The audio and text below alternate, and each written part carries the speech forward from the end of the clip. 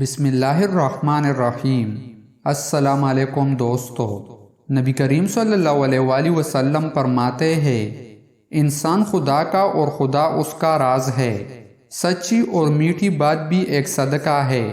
جو قاضی بنایا گیا اس کی حالت یوں ہوئی کہ جیسے بغیر چھری کے ذبح کیا گیا۔ دنیا بیماریوں کی جگہ ہے اور لوگ اس میں بیماروں کی طرح ہے۔ جب تو کسی عالم کو دیکھے کہ وہ اپنے دینی امور میں آسانیاں پیدا کرنے میں مشغول ہے تو جان لے کہ اس سے کچھ بھی نہیں ہو سکے گا۔ جب اللہ تعالیٰ کسی بندے سے بلائی کرنا چاہتا ہے تو اس کو اپنے نفس کے عیوب دکھا دیتا ہے۔ تم میں سے کوئی شخص بھی صرف اپنے عمل سے نجات نہیں پائے گا۔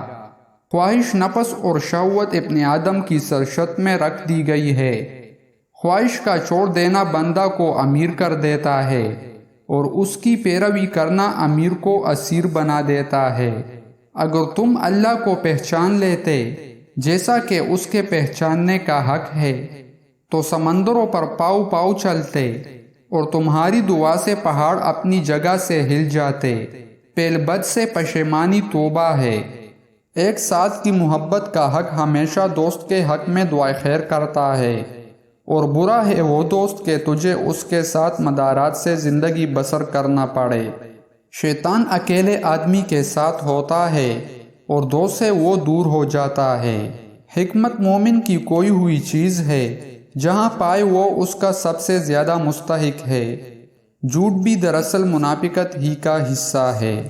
دوستو، مزید اسلامک ویڈیوز دیکھنے کے لیے ہمارے چینل کو سبسکرائب کریں۔ جزاک اللہ۔